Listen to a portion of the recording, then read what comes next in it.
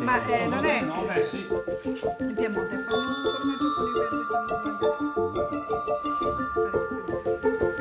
Grazie. Che porzione da campione, sì. Vabbè, facciamo